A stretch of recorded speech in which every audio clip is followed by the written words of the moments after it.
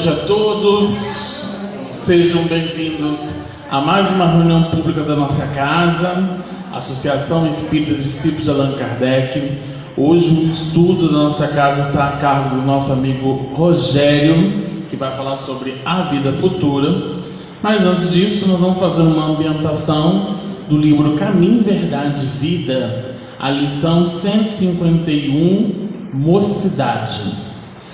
É uma carta de Paulo em 2 Timóteo, no capítulo 2, versículo 22, que diz assim: foge também dos desejos da mocidade e segue a justiça, a fé, o amor e a paz com os que de coração puro invocam o Senhor. E aí nós vamos aos comentários de Emmanuel segundo essa passagem.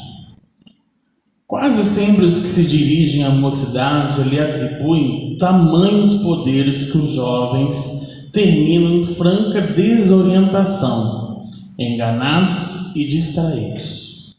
Costuma-se esperar deles a salvaguarda de tudo. Concordamos com as suas vastas possibilidades, mas não podemos esquecer que essa fase da existência terrestre é a que apresenta maior número de necessidades no capítulo da direção. O moço poderá e fará muito se o espírito envelhecido na experiência não o desamparar no trabalho. Nada de novo conseguirá erigir, caso não se valha do esforço que lhes precederam as atividades. Em tudo dependerá de seus antecessores. A juventude pode ser comparada à esperançosa saída de um barco para a viagem importante. A infância foi a preparação e a velhice será a chegada ao porto. Todas as fases requisitam as lições dos marinheiros experientes, aprendendo-se a organizar e a terminar a viagem com o êxito desejável. É indispensável amparar convenientemente a mentalidade juvenil e que ninguém lhe ofereça perspectivas de domínio ilusório.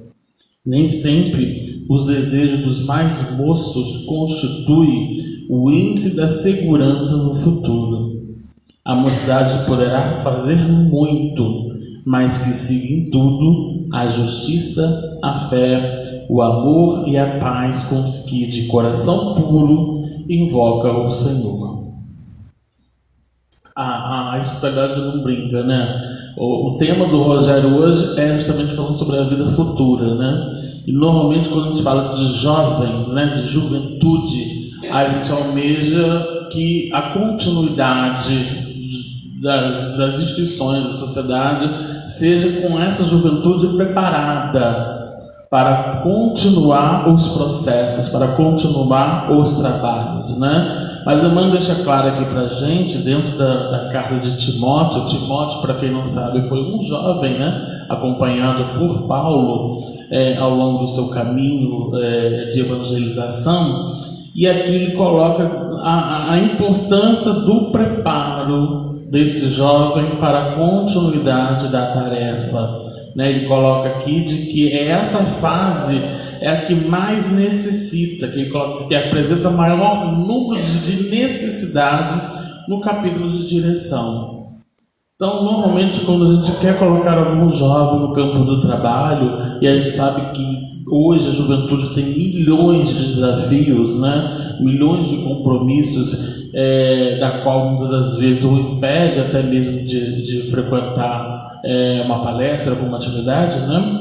Que a gente possa reconhecer, de acolher esse jovem, ao mesmo tempo de orientar, estar próximo, estar o tempo todo, não dele entregar a tarefa e aquela tarefa achando que ele vai cumprir, com criatividade, com jovialidade, mas ele necessita desse contato com a madureza, né?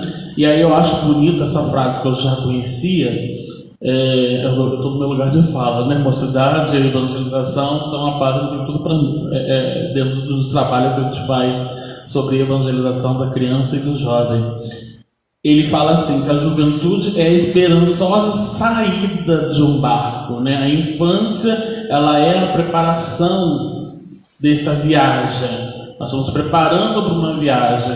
E a chegada ao porto, a chegada do destino, é justamente a velhice ali. E aí ele coloca que todas as fases requisitam lições de marinheiros experientes. Todos nós precisamos de alguém com experiência, ou então aquele que possa nos auxiliar no decorrer dessa viagem.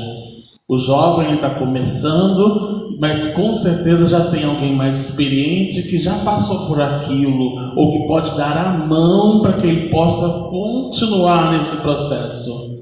E no meio do processo eu não posso largar a mão. É o tempo todo a gente fazendo esse trabalho em conjunto, do mais experiente com aquele que aprende, né? Hoje todos nós estamos aqui, cada um com as suas experiências, mas ao mesmo tempo em tempo de aprendizado, seja com uma criança, seja com um jovem, seja com um adulto. E aí ele termina falando de que a mocidade poderá fazer muito, mas que siga em tudo a justiça, a fé, o amor e a paz com os que de coração puro invocam o Senhor. Então, a importância da evangelização do jovem, né? A importância da evangelização da criança é justamente como diz a campanha, né? A criança e o jovem reclamam direção do bem. É de suma importância a gente justamente levar nossos filhos, nossos netos, nossos amigos para o campo de aprendizagem dos valores morais. Porque a gente sabe que o avanço tecnológico está aí, mas hoje também os índices que a gente tem de depressão, de ansiedade, é tudo porque há um distanciamento também. Eu fico mais ou menos 9 horas, as pessoas ficam mais ou menos 9, 10 horas num celular, né? E muitos de nós muitas vezes reclamamos de um tempo de 1 hora ou meia hora do evangelho lá. Então a gente precisa justamente ali traçar um caminho de proximidade desse relacionamento. E a evangelização é um poderoso caminho. E o jovem sozinho ele não vai vir. Ele necessita de alguém de experiente para que ele possa trazer junto. Mas eu não vou me alongar não, porque quando a gente fala de futuro, né, Rogério? Quando a gente fala de futuro, a gente está justamente trabalhando essa questão da criança e do jovem. A gente sabe de que eles não são futuro, todo mundo é o presente, né? Presente. Até porque o espírito não tem idade, né? O espírito não tem idade. Então vamos refletir, né, diante dessa mensagem e levar nossos pensamentos a Deus nosso Pai, ao amigo mestre Jesus, pela oportunidade bendita de estarmos aqui nessa casa espírita, para que a gente possa ouvir do nosso irmão Rogério e seus amigos espirituais que auxiliaram e orientaram para mais uma fonte de estudo, de aprendizagem, reflexão e meditação. E dentro desse estudo que a gente possa aprimorar cada vez mais esse leque do conhecimento, mas com o compromisso da vivência, com o compromisso da prática, para que a gente possa exercitar em nossos lares, na sociedade, mas principalmente traduzir essa semente em luzes, né, íntimas, de foro íntimo. Ampare a todos os trabalhadores, voluntários, aqueles que visitam a nossa instituição, a comunidade que abriga a nossa instituição também, a todos aqueles que estão nos assistindo pelas redes sociais, que possamos ter ao longo dessa 1 hora esse papel de reflexão, de consolo, de conforto, para orientar principalmente aos irmãos que passam por perturbações, sofrimentos, e que a gente possa oferecer o bálsamo do Evangelho para consolar essas criaturas e continuar o nosso caminho dentro do objetivo que nos é proposto de auxiliar esse planeta em regeneração. Que o Senhor nos ilumine e nos ampare hoje e sempre, que assim seja. Graças a Deus. Então, vou passar a palavra então para o nosso irmão Rogério, que ele vai falar sobre a vida futura.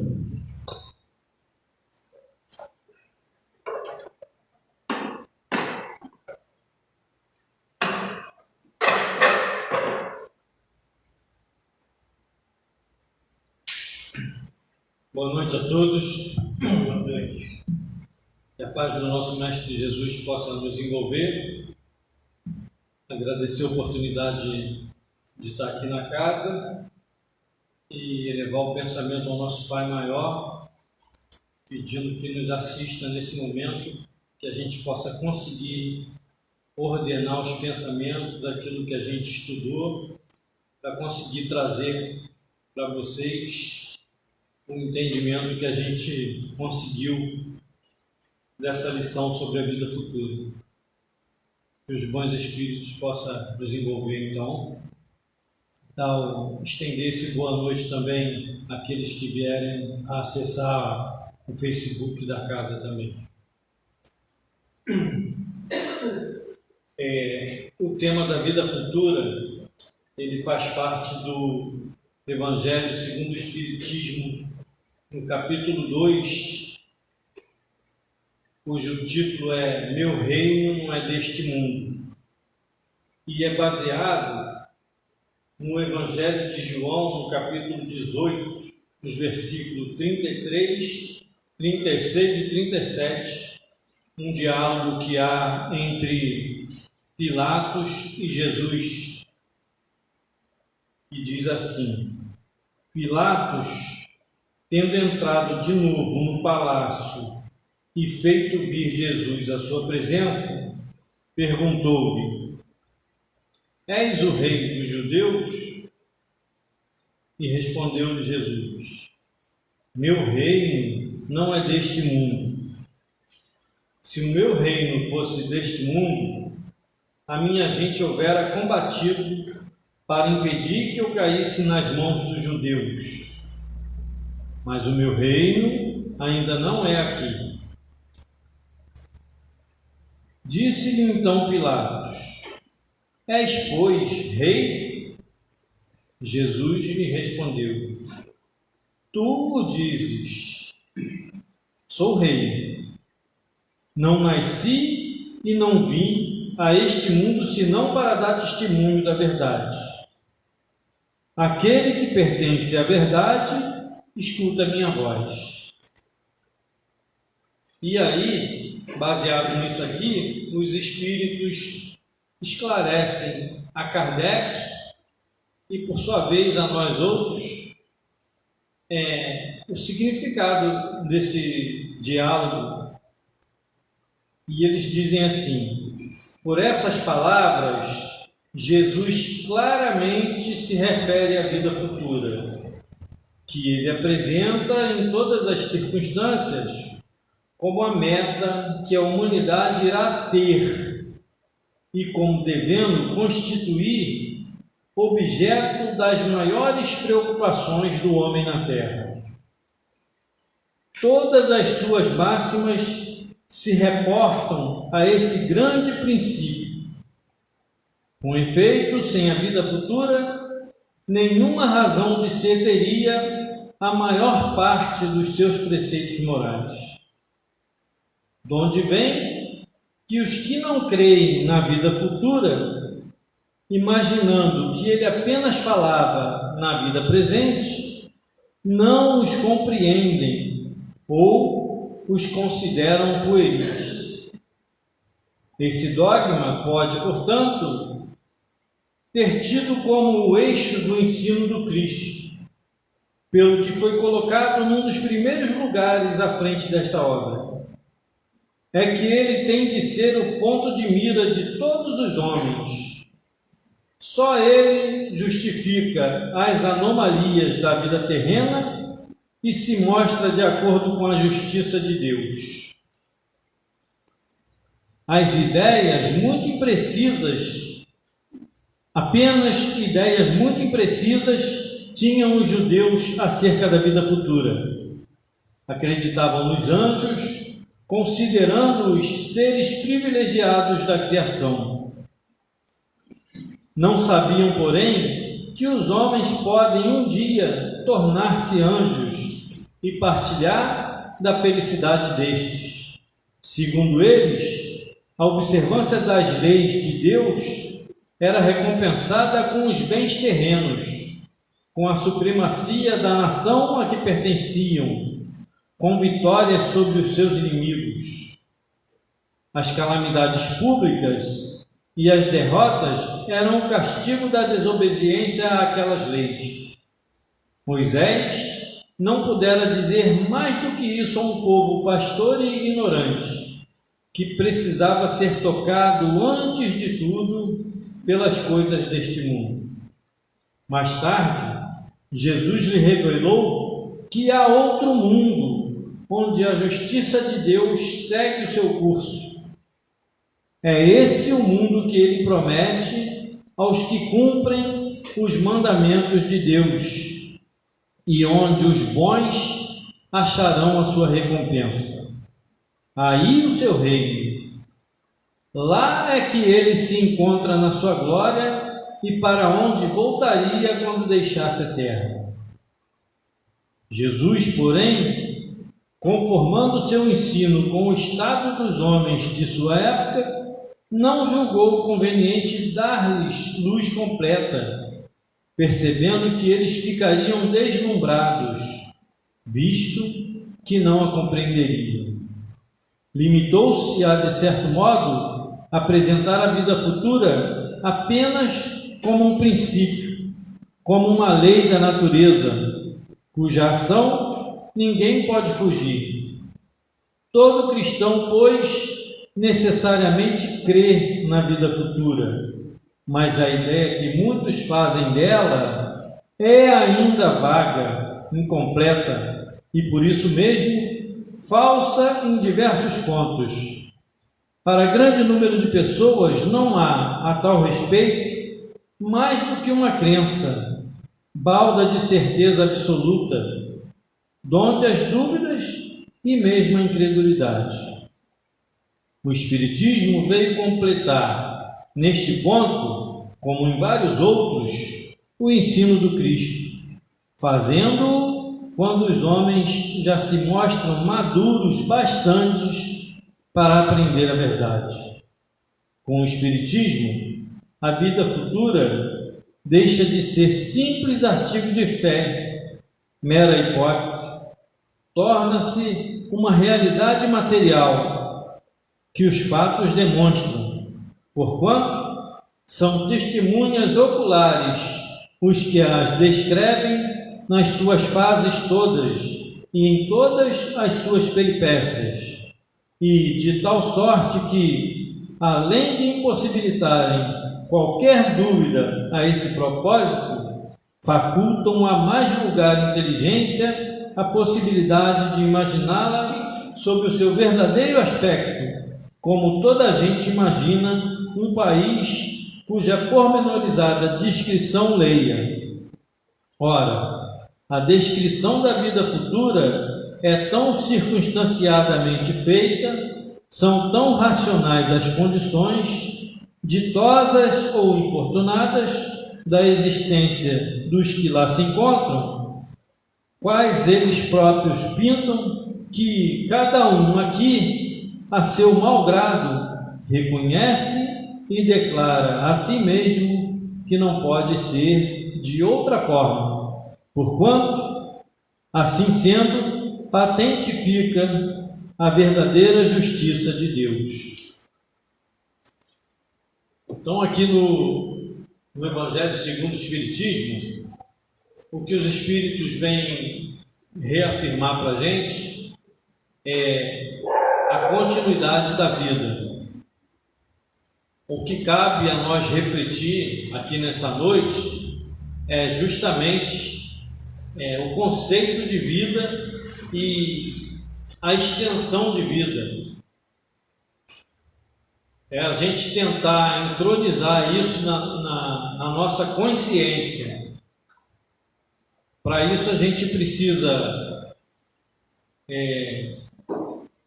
relembrar no conceito da doutrina espírita que nós somos espíritos e precisamos colocar isso no nosso dia a dia, passar a agir realmente como espíritos encarnados.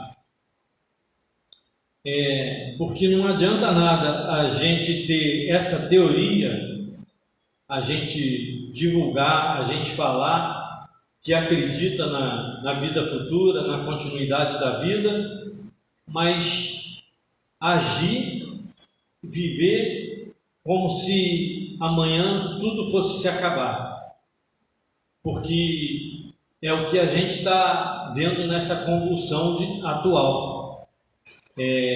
O desespero das pessoas em querer gozar, usufruir, buscando essa felicidade na posse, no gozo, nas coisas materiais, sem se preocupar com a continuidade da vida.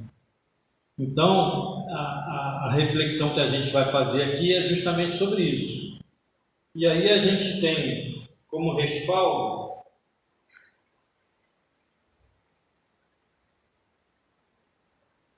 no Livro dos Espíritos,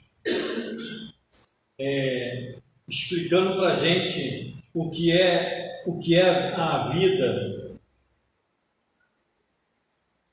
Fala sobre o princípio vital, sobre o princípio espiritual, sobre a formação da matéria. Mas antes, a gente foi buscar no site significados.com.br o significado de vida. E a gente encontrou lá assim: vida significa existência, do latim vita, que se refere à vida.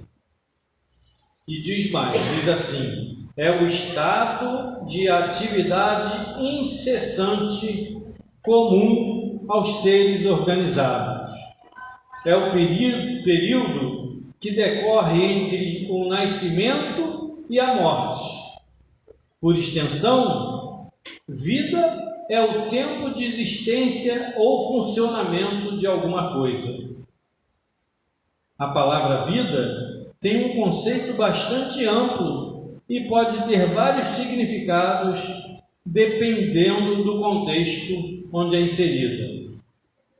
E aí eles colocam aqui: vida boa é uma vida ociosa, sem trabalho ou que não seja bastante proveitosa. Vida social são todas as manifestações provenientes das relações entre os seres humanos. A essência da nossa vida, né? A vida social. Nós somos seres sociáveis, não vivemos isolados. Vida orgânica é o conjunto das funções vitais. Vida de cão é uma vida penosa, dura, trabalhosa, de maus tratos ou miserável. Vida pública é o exercício de qualquer cargo ou funções ligadas aos interesses do Estado ou da coletividade. Vida latente é a vida do órgão vegetal que, estando vivo, não apresenta manifestação de vida. Como exemplo, a gente tem as sementes maduras, são órgãos de vida latente. Vida eterna é a existência espiritual depois da morte. Vida unitiva, em teologia, é a vida de perpétua união com Deus. Danado da vida é estar furioso, zangado, indignado. Toda a vida é uma expressão que indica ir na mesma direção, no mesmo caminho, sem se desviar. E a gente buscou também filosofia de vida. que é a expressão que serve para descrever um conjunto de ideias ou atitudes que fazem parte da vida de um indivíduo ou grupo. Filosofia de vida também pode ser definida por uma conduta que rege a forma de viver de uma pessoa. Muitas vezes, essas normas são marcadas por uma religião, como, por exemplo, filosofia de vida budista, filosofia de vida cristã, etc. É importante referir que a filosofia de vida varia de acordo com o contexto de cada um e pode ser influenciada ou alterada de acordo com fatores sociais, econômicos ou políticos. Aqui a gente observa que essa filosofia que pode ser alterada, ela guarda uma relação com o que a gente aprende na doutrina espírita com relação à nossa inter-relação uns com os outros, as influências que a gente sofre uns com os outros, a capacidade que nós temos de influenciar e sermos influenciados.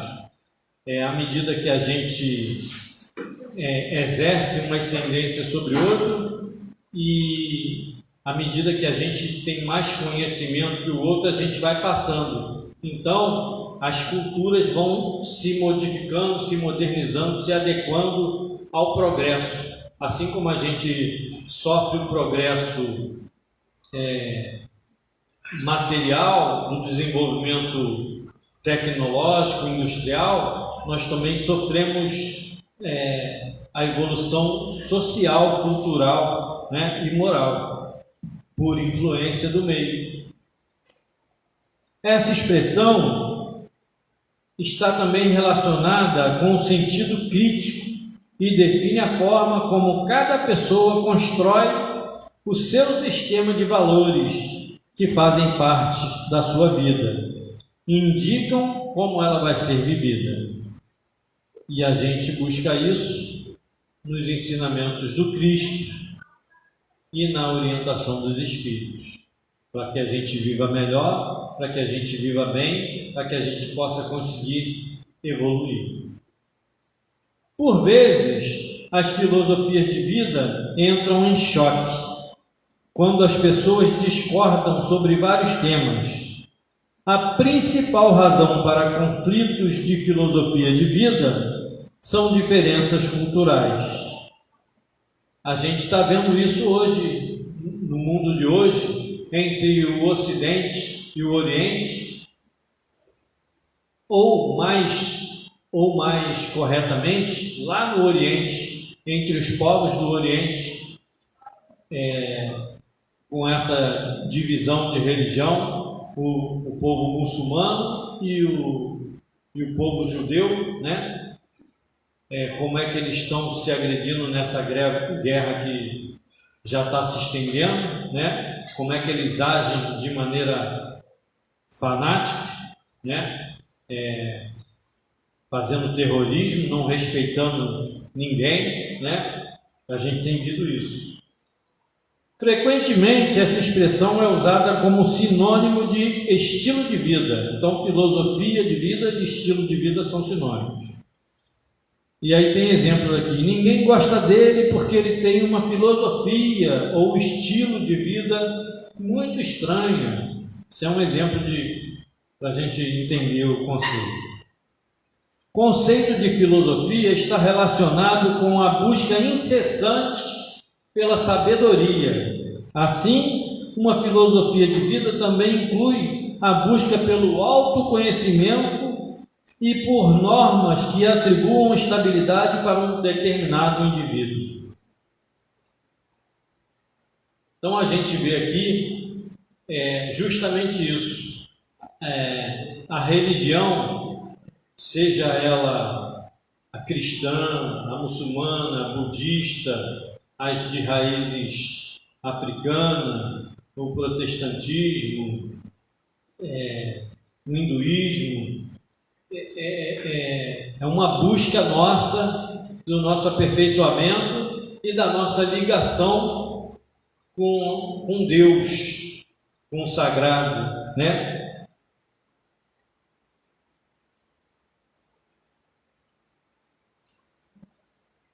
Para a gente compreender isso, a gente precisa compreender quem nós somos. E o livro Céu e Inferno, ele é muito bom nisso. O início do livro Céu e Inferno, capítulo 1, ele diz assim, ele começa assim, uma reflexão para a gente. É muito interessante a gente estudar o livro Céu e Inferno. Ele tem reflexões claras que ajudam a gente a compreender. E diz assim: vivemos, pensamos e operamos, eis o que é positivo. E que morremos não é menos certo. Mas, deixando a terra, para onde vamos? Que seremos após a morte? Estaremos melhor ou pior? Existiremos ou não? Ser ou não ser, tal a alternativa. Para sempre ou nunca mais. Tudo ou nada. Viveremos eternamente ou tudo se aniquilará de vez? É uma tese que se impõe. E aí, a gente que está do lado de cá encarnado, a gente compreende isso? A gente compreende de fato, realmente, que somos espíritos e que estamos num corpo? Ou a gente só tem isso na teoria, mas quando sobrevêm as situações críticas, a gente se desespera e quer aproveitar tudo agora? Todo homem experimenta a necessidade de viver, de gozar, de amar e ser feliz. Dizei ao moribundo que ele viverá ainda, que a sua hora é retardada. Diz-lhe, sobretudo, que será mais feliz do que porventura eu tenha sido, e o seu coração rejubilará. De que serviriam então essas aspirações de felicidade, se um leve sopro pudesse dissipá-las? Olha, são 14 itens aqui nesse primeiro capítulo que ele vai dissertando sobre a vida, como ela se processa e a relação dela com a gente, com o objetivo da vida, ou com a vida cessar com a morte do corpo físico. E aí ele coloca aqui para a gente refletir que aqueles que pensam só na vida material, eles pensam com uma certa lógica. Eles têm dificuldade de entender a vida espiritual, e aí na lógica deles é melhor eles gozarem enquanto estão aqui do que nada, porque eles refletem com relação ao que é ensinado nas religiões, as religiões seculares, e nos equívocos das religiões seculares, que por interesse de alguns que manipularam os ensinamentos, desvirtuaram os ensinamentos para tirarem proveito, para se manterem no poder, para se manterem no controle das massas, porque ainda tem necessidade de ter ascendência sobre outros e poder sobre os outros. Aí desvirtuaram tudo, e aí eles criaram grandes equívocos que nos levam à incredulidade. Daí aqueles que pensam da forma material preferem o materialismo. Mas aqui no livro Céu e Inferno, eles colocam aqui: se tiver uma chance de demonstrar que a vida continua, a gente se apega a isso e aí então consegue viver buscando realmente que a vida continue. E a doutrina espírita, ela busca trazer isso para a gente. Ela busca demonstrar, através dos fatos, que a vida continua fora do corpo. O Livro dos Espíritos, nas questões de 60 a 100, vem falando para a gente do princípio de tudo. Deus, matéria, mundo material e mundo espiritual. O princípio material e o princípio espiritual. O princípio inteligente. Na Gênese bíblica, está lá escrito que no princípio era o caos. E Deus, pelo seu verbo, diz: faça-se o firmamento, separa as águas abaixo, o firmamento acima, e depois forma a terra, depois forma as plantas, os seres viventes, por último faz o homem. Isso na Gênese bíblica. Jesus ensina para a gente também sobre a formação do homem, e a gente encontra isso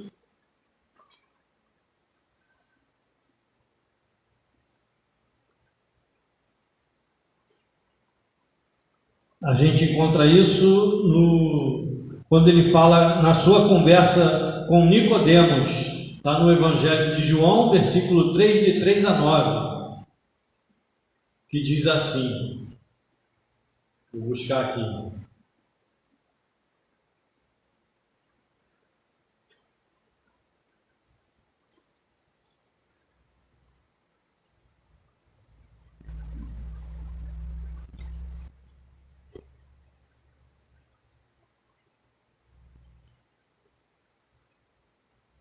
Evangelho de João, 3 a 9, está aqui.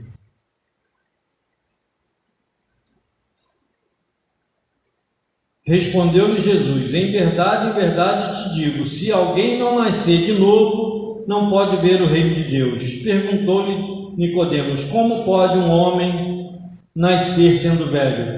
Porventura pode tornar a entrar no ventre da sua mãe e nascer? Jesus respondeu: em verdade te digo, se alguém não nascer da água e do Espírito, não pode entrar no reino de Deus. O que é nascido da carne é carne, o que é nascido do Espírito é Espírito. Não te admires de eu te haver dito: necessário vos é nascer de novo. O vento sopra onde quer, e ouves a sua voz, mas não sabes de onde vem, nem para onde vai. Assim é todo aquele que é nascido do Espírito. Perguntou-lhe Nicodemos: como pode ser isso? E Jesus responde: tu és mestre em Israel e não entende essas coisas? A gente vê lá na Gênese que Deus, depois de ter criado o mundo, fez o homem do barro e lhe soprou as narinas. Esse sopro das narinas, e como Jesus fala aqui também, da dualidade do homem, matéria e espírito.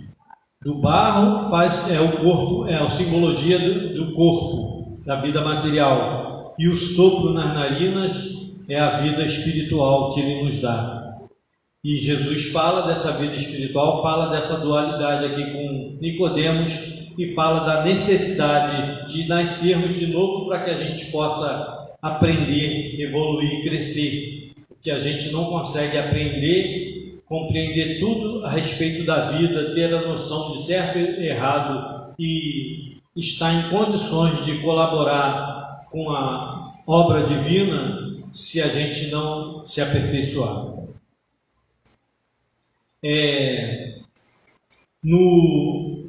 No livro Os Mensageiros também, há uns 3 ou 4 capítulos, de 19 a 22, em que o André Luiz ele presencia uma atividade num centro de socorro intermediário, no mundo espiritual, mas intermediário na crosta da terra, em que mostra a continuidade da vida e como se processa, como é tão diversa essa continuidade da vida. O livro começa com ele fazendo uma reflexão do estado espiritual dele em que ele se encontra no momento. No livro Nosso Lar, ele relata a sua passagem desse mundo para o mundo espiritual, as condições psíquicas em que ele chegou no mundo espiritual, do socorro que ele precisou, do resgate, da assistência que teve como hospitalizado, do estudo que teve que fazer, como que teve que reaprender, como teve que se adaptar à vida espiritual. No livro Mensageiros, ele já está senhor de si como espírito, já mais desapegado das questões materiais da vida, já tinha resolvido suas pendências materiais, se libertado de alguns vícios e das questões afetivas com a esposa que contraiu outras núpcias. Estava livre para aprender, para servir, e ele faz essas reflexões no início do livro.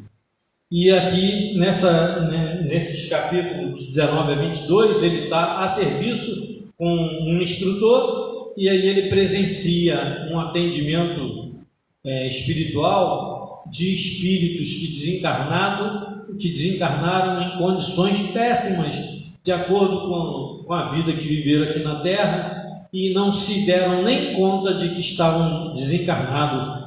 Era como se fosse um estado de morte que eles estavam no mundo espiritual, adormecidos, precisavam de tratamento, viviam num ambiente totalmente sem luz, num ambiente que ele relata como sendo uma extensão de mais de 3 quilômetros e que havia mais de 2.000 espíritos ali. Ficavam em tipo colchonetes no chão, adormecidos, dementados, com seus pensamentos íntimos, e precisavam da assistência espiritual através das orações, dos passes e de um tipo de passe que a gente não conhece muito aqui, que uma outra ocasião de repente a gente pode estudar a respeito, que é o sopro.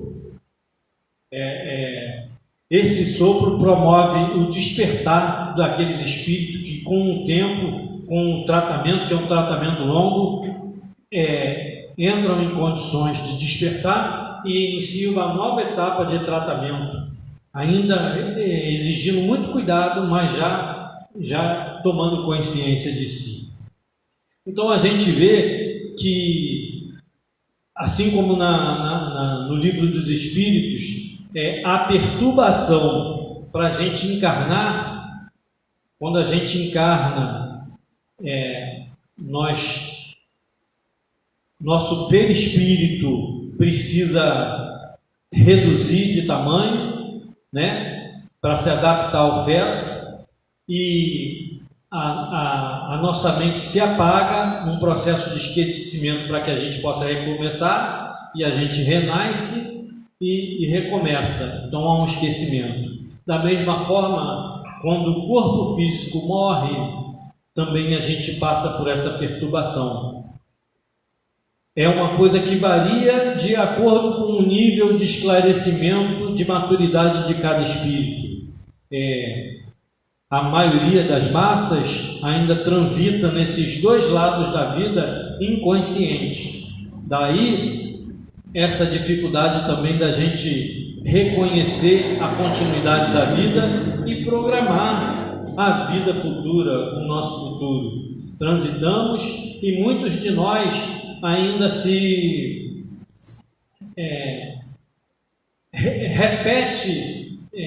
se torna repetente nos mesmos vícios, recai nos mesmos erros.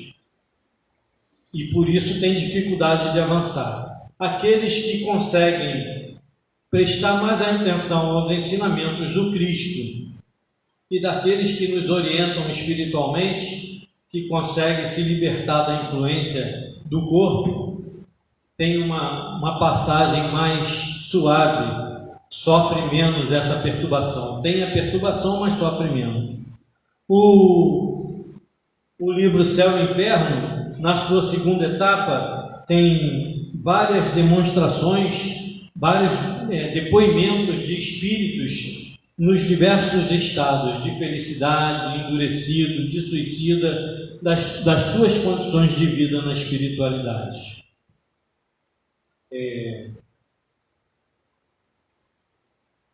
Tem também aqui um outro depoimento que eu acho interessante trazer para vocês, que demonstra que a vida não é só esse momento aqui, que a vida continua e que a gente precisa dar mais atenção ao ensino do Cristo, que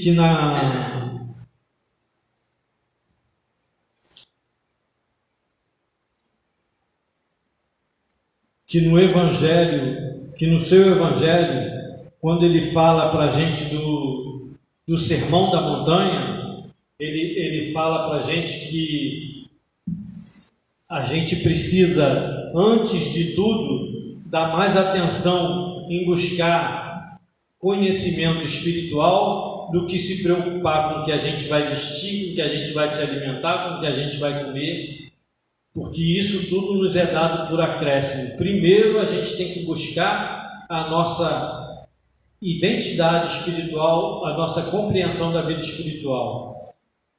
E a gente observa que no Evangelho tem dois grupos grandes distintos, que são os espíritos humildes, os espíritos que anseiam por esclarecimento, que anseiam por conforto e que buscam a Jesus frequentemente, quer lhe ouvir e quer lhe seguir, e aquele outro grupo, que é o grupo endurecido, que é o grupo que acredita que sabe tudo e que não vê nele o Messias, e que questiona tudo que ele faz e que o leva ao sacrifício na cruz. E a gente tem que parar para prestar atenção nisso.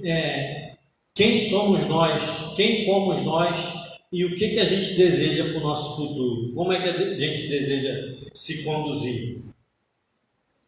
Também nisso, tem também no livro Missionários da Luz, uma passagem do espírito Eusébio, em que ele faz uma preleção, e aí ele fala assim para a gente, fala para eles lá e fala para a gente aqui. É um espírito que tem sobre a sua responsabilidade milhares de outros, com a função de esclarecer esses irmãos, tanto encarnados quanto desencarnados, para prepará-los para a messe de Jesus, para que eles estejam em condições de ajudar.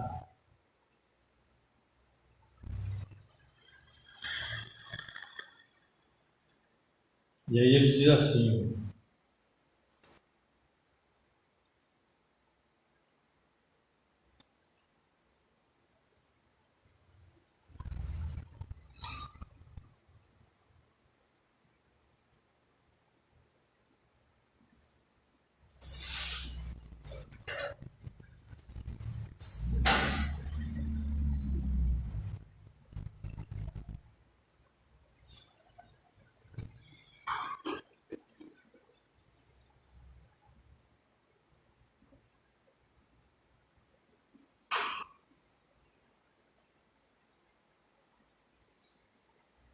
espera aí, gente, para eu achar aqui.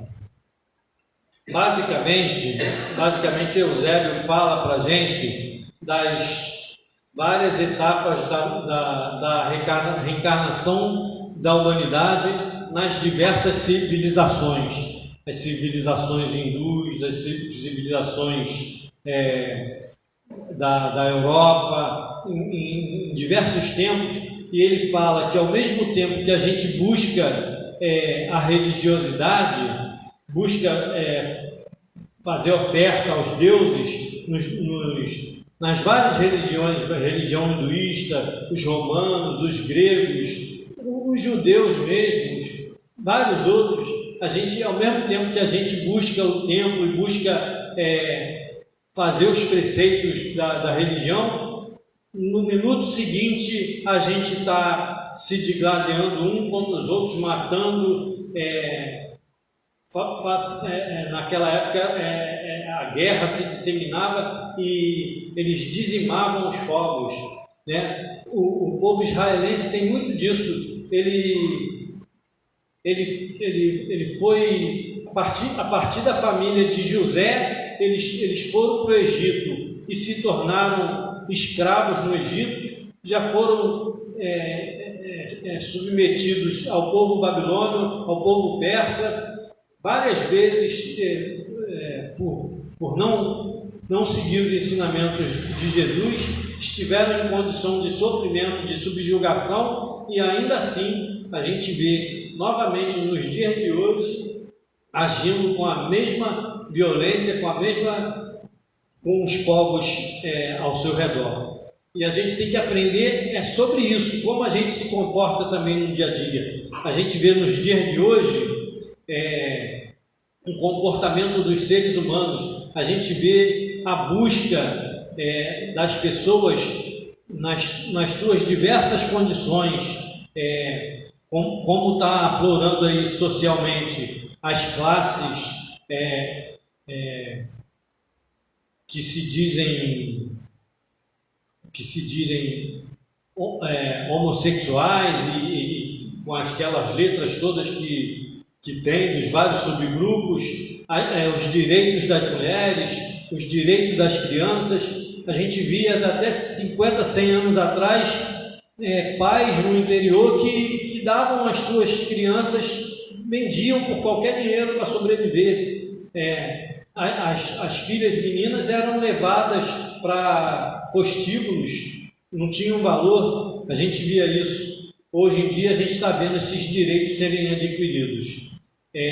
Ainda que a gente não concorde com a maneira com que as pessoas vivam, mas é um direito garantido por Deus que todos nós vivamos. Nós temos o nosso livre-arbítrio para viver e experienciar. Só através da vivência, da experiência, a gente vai adquirir maturidade e consciência do que é certo e do que é errado, para a gente se posicionar, conseguir crescer e contribuir na obra da criação divina.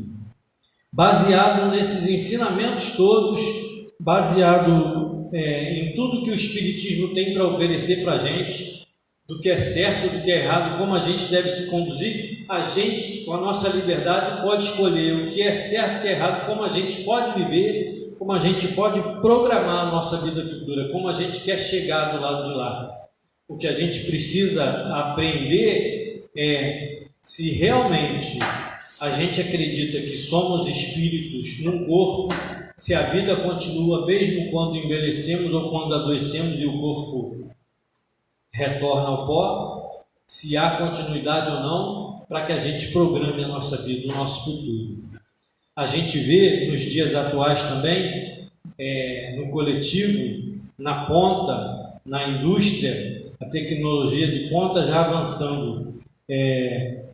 Assim como a gente vê o mundo virtual crescendo, a tecnologia virtual se desenvolvendo cada vez mais, a gente vê também alguns grupos avançando em relação aos outros mundos, lançando naves aos outros mundos no espaço, buscando conhecer como é que funciona o que tem lá e o que é possível usufruir, do que é possível se beneficiar. Assim como lá nos idos de 1300, 1400 até 1500, foi programado a transferência da bandeira do Cristo de Israel para o Brasil, e sob a égide de Ismael e de tantos irmãos que vieram na falange, tantos irmãos encarnaram aqui na Terra, desbravaram o nosso Brasil, desbravaram mato adentro, levando progresso, levando civilização, no contato com os povos humildes daqui, trazendo evolução. Assim a gente deve se conduzir, assim a gente deve programar a nossa vida, que a gente possa programar o nosso futuro meditando nos ensinamentos do Cristo, no que Ele trouxe para nós, a sua lição de amor, a sua lição de humildade e de bondade, que a gente possa aprender com os espíritos que sempre batem naquela tecla das palavrinhas-chave de humildade, de resignação, de fé, de indulgência, de abnegação, para que a gente possa aprender a conviver com os nossos semelhantes, não impondo a nossa vontade, mas aprendendo a respeitar a vontade deles, aprendendo a respeitar o livre-arbítrio, que a gente possa aprender a conviver. É o que eu aprendi, é o que eu consegui aprender na lição de hoje, é o que eu trouxe para vocês. Eu espero que sirva de contribuição para vocês também meditar. E, acima de tudo, que vocês se estimulem a estudar a doutrina espírita.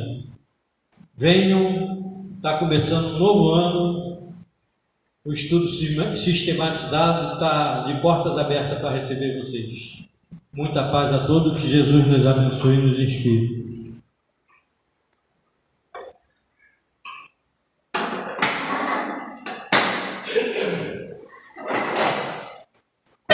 Agradecemos ao Rogério, pelo estudo da noite de hoje, pelas reflexões e meditações. Já aproveitando um pouco da fala dele final, no domingo nós vamos ter uma atividade diferente na casa. Primeiro, quem tiver necessidade do passe, não haverá passe no domingo. Então, quem tiver necessidade, dá um toque para a gente no domingo, que aí a gente faz um plantãozinho rápido para fazer o trabalho do passe interno só para aquelas pessoas que necessitam. Mas no domingo nós vamos fazer um lançamento das atividades da casa, do retorno das atividades de estudo da EDAC. Então nós vamos apresentar aqui o que vai ser abordado, os estudos que vão ser trabalhados, o retorno das atividades em 2024. Então vai ser um domingo especial, a gente está classificando como lançamento, um lançamento das atividades da casa. A gente vai apresentar não só o estudo sistematizado, mas assim como os outros estudos também da casa, as atividades que a gente vai fazer também no aniversário da casa e assim vai, Então domingo vai ser um dia da gente fazer a apresentação de uma nova programação da casa em 2024. Lembrando também que nesse dia nós vamos fazer uma assembleia geral ordinária, voltada para também aos sócios. A importância dos sócios estarem aqui, porque é o nosso momento de prestação de contas. Então nós vamos prestar as contas daquilo que os sócios contribuem, os associados fazem a sua contribuição mensal na casa, e nós vamos apresentar ali o nosso quadro de prestação de contas do ano de 2023, tá? Para quem está na internet, essa atividade não é gravada, então nós não vamos gravar nada da atividade de domingo. Então quem tiver curiosidade em saber qual é as atividades da casa, quer conhecer um pouco mais da casa, sugiro que há um convite que a gente faz para que venha à nossa casa no domingo, para que a gente possa apresentar ali todas as atividades que serão apresentadas até então no domingo. Então fica aí o convite. Nós também temos na semana que vem o lançamento do filme Nosso Lar. Nós temos sessões já podem até comprar os ingressos adiantados, já estão à venda os ingressos. Então nós temos salas no Shopping Parque Sul e também no Cine Show, tá? Para quem quiser ir no Cine Show aqui no Cider Shopping, no dia da estreia, os produtores do Cine Show estão oferecendo o valor como meia, né? Todos pagam meia na quinta-feira. Quinta-feira, gente, em cinema, geralmente é um valor um pouco mais alto, mas vai ser um valor que paga meia, mais ou menos R$13, mais ou menos. Então, está todo mundo convidado a partir do dia 25. No Cine Show, a sessão é 6h40 da tarde. Tá? Já no Cine Parque Sul, tem 3 salas de cinemas. Eu vi ali mais ou menos, parece que tem 15 para as 6, tem às 7 e tem às 9 horas. Tá? Lembrando que o Movimento Espírita se organizou na sexta-feira, dia 26. Nós fechamos 2 salas de cinema na sexta-feira. As salas já estão lotadas, não tem vendas de ingresso no dia 26 de janeiro, porque os espíritos vão estar, a maioria do movimento espírita vai estar lá no dia 26. Vai haver mais uma caravana. Felipe, eu perdi, não consegui estar e tal. Vai haver mais uma caravana na próxima semana. Eles já vão começar a organizar, né? A gente vai sair dessa dia 26. Na próxima semana eles já vão divulgar um novo dia para fazer uma caravana no Parque Sul, tá, gente? Até porque o Cine Show só reservou um horário apenas. E o Parque Sul parece que tem mais salas disponíveis e também mais pessoas, né? Então, aí fica o nosso convite para a estreia do filme Nosso Lar, que é importante a nossa adesão na primeira semana, né? Na primeira semana que os produtores ficam de olho, ficam analisando se vale a pena aumentar. Sabe, por exemplo, o Cine Show tem uma sala só. Se tiver uma demanda alta durante toda a semana no Cider Shopping, os produtores já vão olhar e falar assim, bom, tem que abrir mais uma sala. Né? Tem que abrir mais uma sala porque a demanda está boa. Com certeza o Shopping Parque Sul já vai fazer isso em decorrência do evento de sexta-feira. Para eles, já estão observando isso. Quanto mais tempo o filme nos cinemas, mais tempo também para aquelas pessoas que querem saber, que querem conhecer a obra, que querem entender, né? Como eu disse para vocês, tem um personagem novo no filme, né? Eu não sei se todos tiveram acesso à leitura do livro Mensageiros, que é a continuidade do filme. Então o Edson Celulari é um personagem novo. Dando um spoiler, né? É um personagem novo ali, vocês vão entender que personagem é esse, quem é. Quem não teve acesso ao livro vai ter que assistir para ver o que vai acontecer, né? Como é que vai ser o desenrolar do filme Nosso Lar. Para quem não viu o primeiro filme, sugiro até dar uma olhada antes, né? Assistam antes, porque é um filme de sequência, tá? Então, dado o recado de domingo nós vamos fazer o lançamento das atividades, né? Vai haver uma prestação de contas de 2023, não será gravado, então fica aí o convite para todo mundo. E só uma pequena dica também, vai ter um bom cafezinho também no domingo para quem está aqui, tá?